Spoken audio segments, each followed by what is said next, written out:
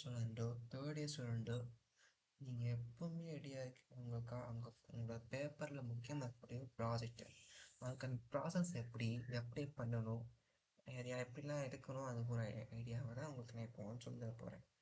So இதுக்கு முன்னாடி நான் வந்து ஸ்கில் ரிலேட்டாக உங்களுக்கு இன்ஃபர்மேஷன் கொடுத்துருந்தேன். அதை நான் ஒரு தனி பிளேலிஸ்ட் உங்களுக்கு தரேன். அதில் நீங்கள் பார்த்து லேர்ன் பண்ணிக்கலாம். நெக்ஸ்ட் அந்த லிங்க் வேணும்னா நான் டிஸ்கிரிப்ஷனில் போட்டுக்கிறேன். ஏன்னா நான் ஒவ்வொரு இன்ஃபர்மேஷன் வந்து ஒரு பிளேலிஸ்ட் தான் ஷேர் பண்ணுவேன். இப்போ கோடிங்னா கோடிங் பிளேலிஸ்ட் இருக்கும், ஸ்கில்னா ஸ்கில் தனியாக, கோர்ஸ் அந்த மாதிரி கோடிங் மீன்ஸ் வெப் டெவலப்மெண்ட் தனியாக, வேறு ஒரு ஸ்கில் தனியாக, டிப்ஸ் தனியாக நான் வச்சுப்பேன். டிப்ஸ் அந்த மாதிரி உங்களுக்கு எது விரும்பி ரெஃபர் பண்ணி பார்க்க மாதிரி கம்ஃபர்டபுளாக இருக்கும். ஸோ நம்ம டாபிக் தான் போயிடலாம். Before that I want to say my experience. நானும் காலேஜ் முடிச்சுட்டேன். என்னோட எக்ஸ்பீரியன்ஸ் சொல்ல ஆசைப்பட்டேன். நான் வந்து ஃப்ரெண்ட்ஸு கூட ப்ராஜெக்ட் பண்ணியிருக்கேன். அப்போது கொஞ்சம் நானும் என் ஃப்ரெண்டாக கோடிங் எக்ஸ்பர்ட்டு. வந்து ஒரு தெரியும், இன்னொருத்தர் வந்து தெரியாதனால அவங்களுக்கு வந்து அவங்க சொல்லியிருப்போம். கோடிங் தேர்த்தை விட எப்படி பார்த்துட்டு ப்ரெசென்ட் பண்ணணும் அப்படின்ற ஐடியா நான் சொல்லி கொடுத்துருப்போம். ஸோ அப்பப்போ நான் வந்து எனக்கு பயன் சொல்லும்போது உங்களுக்கு சொல்லி தரேன். ஸோ இப்போ ப்ராசஸ்ல போயிடலாம். ஃபர்ஸ்ட் ஸ்டெப் என்னன்னா, select member who was support take coordinate. நீங்கள் ஒரு மெம்பர் செலக்ட் பண்ணுங்கள். ஓகே, ஒரு டீமுக்கு மேபி ஒவ்வொரு காலேஜில் வந்து ஒரு டீமுக்கு இவ்வளோ தான் இருக்குன்னு சொல்லுவாங்க. என்னோட எக்ஸ்பீரியன்ஸ் பார்த்தா 3 மெம்பர்ஸ் தான். ஓகே, அப்படியே நாங்கள் வந்து போயிடுச்சு. நானும் என் ஃப்ரெண்டு கோடிங்கில் ரொம்ப ஒர்க் பண்ணேன். எக்ஸ்பர்ட் சொல்றதை விட பிகினர்னு சொல்லிக்கிறேன். ஓகே, இன்னொருத்தர் வந்து நான் சொல்லியிருப்பேன், அவங்க கொஞ்சமாவது அவர் வந்து செகண்ட் இயர் ஜாயின் பண்ண பர்சன். அவங்களுக்கு வந்து கோடிங் ஸ்கில்ஸ் எங்களுக்கு தெரியாது, பட் நாங்கள் வந்து அவங்களுக்கு ஹெல்ப் பண்ணுவோம். எப்போவுமே நமக்கு வந்து சப்போர்ட்டிவாகவும் எந்த விஷயத்துலையும் கோஆர்டினேட் பண்ணுற பர்சனாலிட்டியும் வெரி இம்பார்ட்டன்ட். அண்டர்ஸ்டாண்டிங் இருந்தால் தான் ஒரு பர்சன் அண்டர்ஸ்டாண்டிங்கோட மற்ற மெம்பர்ஸோட மைண்ட் செட்டை புரிகிற ஆளாக இருந்தால் தான் ஒரு ப்ராஜெக்ட் சக்ஸஸ் நல்லா இன்க்ரீஸ் ஆகும். Second step, plan your domain. உங்கள் ப்ராஜெக்டோட டொமைனை சர்ச் பண்ணுங்கள். சர்ச் ஆர் பிளான் பண்ணுங்க. லைக் இப்போ example, search smart and hacker தான் கேள்விப்பட்டிருப்பீங்கன்னு தெரியும். நான் அதில் அட்டன் பண்ணியிருக்கேன். நானும் என் ஃப்ரெண்டு மட்டும் அட்டன் பண்ணோம். என் டீம்மேட் தான். என்னுடைய ஃபைனல் ப்ராஜெக்டில் இருந்த ஃப்ரெண்டு தான். நானும் அவன் ஒன்றா டீம் ஆஃப் பண்ணோம். அப்போ நான் ஒரு ஃபுட் லெட்டராக பண்ணியிருந்தேன். நாங்கள் வந்து ஃபஸ்ட் தான் யூஏஎக்ஸ்லாம் பண்ணோம். யூஏஎக்ஸ்லாம் ஃபிக்மா யூஸ் பண்ணி. ஸோ அதனால் நாங்கள் வந்து சும்மா டிசைன் பண்ணி காட்டினா செலக்ட் ஆனோம். ஒரு சின்ன ஒரு காரணம் நாங்கள் வாங்குவோம். ஸோ ஸ்டாஃப் இல்லை, பசங்க யாரும் இல்லாதனால நாங்கள் நெக்ஸ்ட் தடவை நான் போகலை. பட் நாங்கள் பிடிச்ச ஓகே இதில் வந்து நாங்கள் ஃபைனல் இயர் ப்ராஜெக்டை வந்து ட்ரை பண்ணோம். ஸோ இப்போ நீங்கள் கேம்ஸ் எடுத்தாலும், கேம்ஸ் மீன்ஸ் ஸ்போர்ட்ஸோ, மெடிக்கல் ஃபீல்டோ, அக்ரிகல்ச்சரோ, எந்த ஃபீல்டுமே எடுத்தாலுமே ஒரு ப்ராப்பர் மைண்ட் செட்டில் ரேஷியோ எடுக்கிற மாதிரி தான் நல்லா இருக்கும். அப்படி ரியல் வேர்ல்டு எக்ஸாம் கூட எடுத்தால் கூட ஒரு சூட்டபுளாக இருக்கும். ஓகே, அப்போ தான் உங்களோட ப்ராஜெக்ட் கொஞ்சம் பார்க்கறதுக்கு அட்ராக்டிவாக இருக்கும். அது ரியல் லைஃப் யூஸ்ஃபுல்லாக இருக்கும். தேர்ட் ஸ்டெப் என்ன, ரெஃபரன்ஸ் அண்ட் டெக்னாலஜி. இப்போ நீங்கள் ஒரு ரெஃபரன்ஸ் ஒரு டொமைன் எடுத்தீங்கன்னா, இந்த டொமைன் கிட்ட ஏதாவது சைட்ஸ் இருக்கா இல்லையா செக் பண்ணுங்கள்.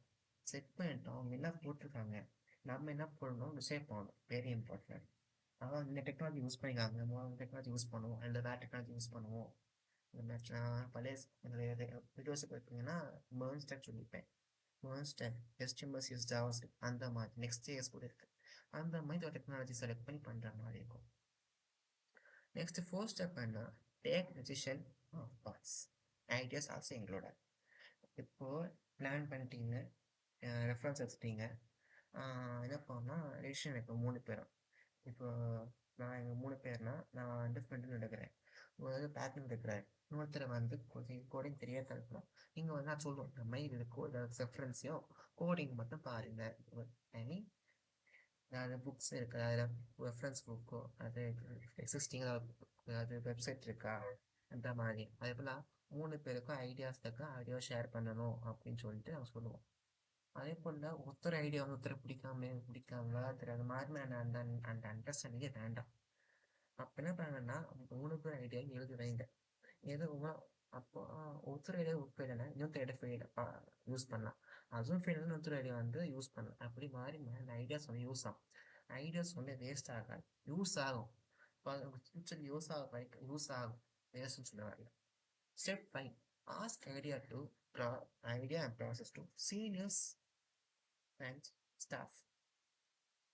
சீனியர்னு சொல்ல வரைக்கும் நம்மளுடைய ஸ்டாஃபாக இருக்கலாம், நம்மளோட சீனியர்ஸ் இருக்கலாம், காலேஜ் சீனியர்ஸாக இருக்கலாம்.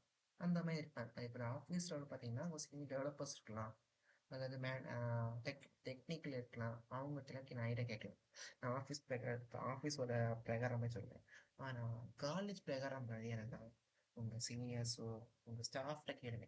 இந்த மாதிரி பண்ண போகிறேன், இது ஓகேயா, எங்கள் ரெஃபரன்ஸ் பார்த்தோம், இது நாங்கள் தோணுச்சு, இதை பண்ணலாமா, எனக்கு அது ஓகே இல்லை, நீங்கள் வந்து கேளுங்க. அவங்க என்ன சொல்லலாம் பார்த்து அவங்க புரிஞ்சுக்கிட்டு ஓகே பண்ணுங்க. Okay. Last and final point, team coordination.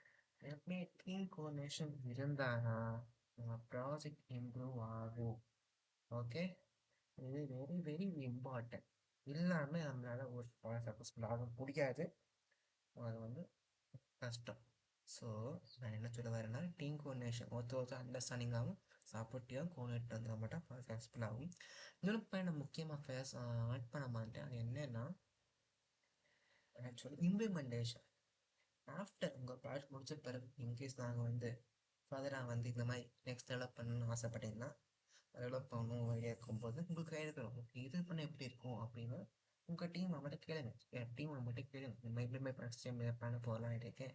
அப்போது சில பேருக்கு வந்து அவங்களுக்கு முடியாத காரணம் தான் அவங்க விட்டுருவாங்க. சில பேர் வந்து ஓகே நம்ம நம்ம ஒரு சைடாக கொண்டாடணும், அப்போது இந்த மாதிரி நெக்ஸ்ட் இம்ப்ளிமெண்டேஷன் கொண்டாடலாம், இந்த இம்ப்ளிமெண்டேஷன் நோட் பண்ணி வச்சுட்டு அதுக்கான இம்ப்ளிமெண்டேஷனை வந்து ட்ரை பண்ணணும். அப்போ தான் உங்களுக்கு வந்து யூஸ் ஆகும். அதுவும் உங்களுக்கு ஒன் ஆஃப் தி யூசேஸ் தான். ஸோ அந்த இம்ப்ளிமெண்டேஷன் நீங்கள் ஒர்க் பண்ணிக்கோங்க. Communication, coordination and implementation very important. டேஷன் ஆஃப் பார்ட்ஸும் வெரி இம்பார்ட்டன்ட். எப்போவுமே இந்த மாதிரி பாயிண்ட்ஸ் நான் சொன்ன பாயிண்ட்ஸ் இப்போ இம்பார்ட்டன்ட் சொன்ன பாயிண்ட்ஸ் நீங்கள் வந்து மைண்ட் பண்ணி ப்ராசஸ் பண்ணிங்கன்னா உங்கள் ப்ராஜெக்ட் சக்ஸஸ்ஃபுல்லாக போகும். ஸோ இன்னொரு ப்ராசஸ் பண்ணி நீங்கள் ட்ரை பண்ணி பார்த்துட்டு உங்களுக்கு பர்ஃபெக்டாக ஆச்சுன்னா அதை கமெண்ட் பண்ணுங்கள். உங்கள் எக்ஸ்பீரியன்ஸ் சொன்னால் தான் இதனால் இதை அப்படி நல்லா சப்போர்ட்டாக இருக்கான்னு நான் சொல்ல முடியும். என்னோட எக்ஸ்பீரியன்ஸ் ஷேர் பண்ணிக்கேன், உங்களுக்கு தெரிஞ்சிடும். ஓகே, உங்களுக்கு இந்த பாயிண்ட்ஸ் பிடிச்சிருந்தா மறக்காமல் லைக் பண்ணி ஷேர் பண்ணி சப்ஸ்கிரைப் பண்ணிக்கிறேன். அந்த பெல் ஐக்கன் கிளிக் பண்ணிங்கன்னா ஆள் கொடுத்துட்டேன்னா இன்னும் எல்லா இன்ஃபர்மேஷனும் உங்களுக்கு வரும். உங்கள் பிபிடி அதோட ஸ்கில் பிபிடி இருந்தால் கூட உங்களுக்கு நான் வந்து ட்ரைவ் லிங்க் அட்டாச் பண்ணுறேன். டேரெக்டாக நீங்கள் வந்து டவுன்லோட் பண்ணி பார்க்கலாம். ஓகே.